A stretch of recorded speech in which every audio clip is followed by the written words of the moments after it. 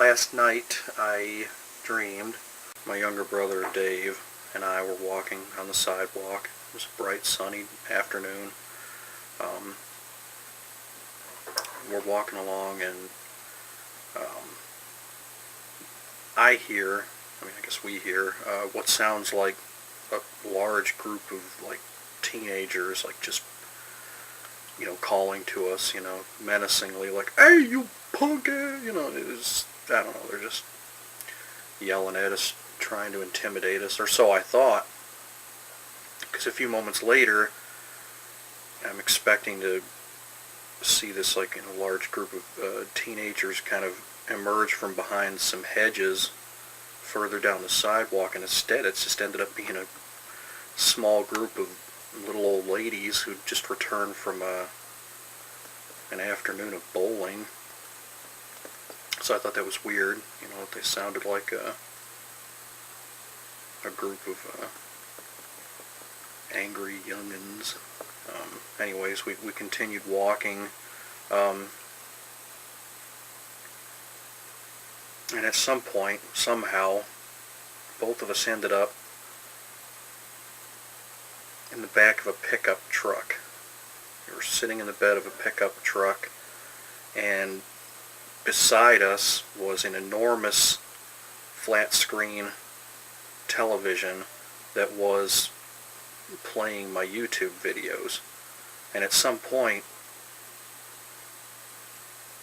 the monitor started playing YouTube videos that I didn't want anybody to see, like videos that I would upload, but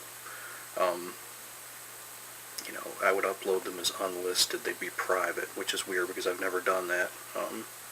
And I couldn't find the button to turn the monitor off, so I was trying to just cover it up so nobody in the neighborhood would see these videos as we were riding down the street in the back of this pickup truck. When we got home, we started watching a documentary, and it was the documentary. It was shot, it was edited, and it was narrated by local horror host, musician, artist, and radio personality Creepy Clyde Brown. These days he's going by Crazy Clyde on the radio. He's a great guy, very, very talented, local performer, and artist. Anyways, the documentary was about this house in our neighborhood that was supposedly haunted. And we're watching this documentary, and Dave and I both recognized the house. We'd just seen it as we were riding back home in the back of that pickup truck. And the house, the one thing about the house that I remember is that it had, at least in the footage Creepy Clyde shot for the documentary, it had this blinking decoration of the Ghoul on the front door. The Ghoul, played by Ron Swede, also another television horror host. He'd been, he's a legend. I mean, he'd been on television in Detroit, Cleveland, and Toronto for over 3 decades, and I really wanted that blinking decoration. I wanted it bad. I wanted it more than an original unopened bottle of Turn Blue Ghoul brew, which was like the Ghoul's signature drink that he used to sell many years ago. Later on, Dave had to go to this enormous building, which was, it was a university that also happened to have a concert hall and a museum.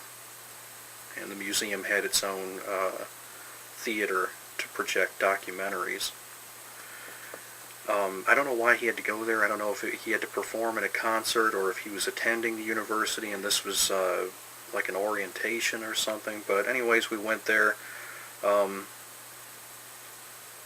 I'm walking around, and at some point, for whatever reason, it became an urgent matter to find Dave.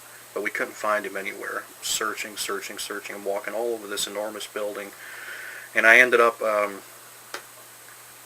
in a bathroom stall. Had to use a bathroom, and it was number 2. And this part of the dream was terrifying. I'm surprised this didn't wake me up. But flushed, and just water just started engulfing the stall, which wasn't opened up. I mean, it was a closed stall, so like water is just all of a sudden just engulfing the entire stall, and I could drown. But at the time, I remember just being more concerned with the fact that my feces was floating around in this water, and I was trying not to get any of the water in my mouth. As I tried to crawl over the top of the doors of the stall, and it was a very well lit bathroom, so I was actually looking at the fragments of my feces. God, this is disgusting. I'm sorry, but I was trying not to touch them as well. I was kind of dodging them as they're floating around. It made me think of the pool scene in Caddyshack. Anyways, I eventually got out of this flooding stall,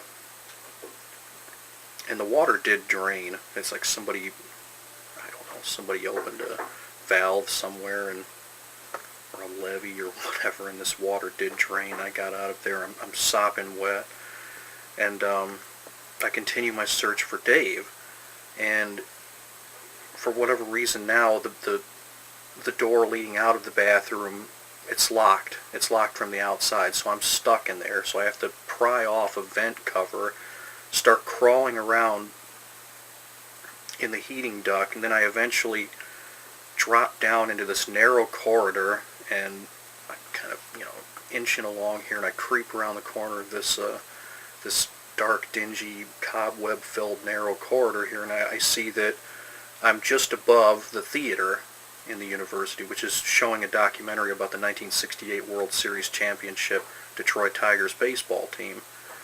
Well, there's an inclined, smooth wooden surface, kind of looks like a roller derby track that surrounds the theater where I'm at. So I slide down this inclined, smooth wooden surface, and I end up in the upper bowl of the seating area while this documentary is playing, and I happen to slide down next to the projectionist. I don't know why he isn't up in the projection booth, but he's sitting here, he's watching this documentary, he's having a ball, and he says to me, he's like, no, don't go, I don't care what you have to do, you have to stay to see the end of this. And I say, I already saw it. He's like, did you see the last 10 minutes? I said, okay, you got me, I didn't actually see the last 10 minutes. Well, you have to stay. The last 10 minutes are in 3D, and you're going to see things you've never seen before. It's amazing. So, okay. I don't want to get this guy, he's really excited about this, so I don't want to get him yelling or anything.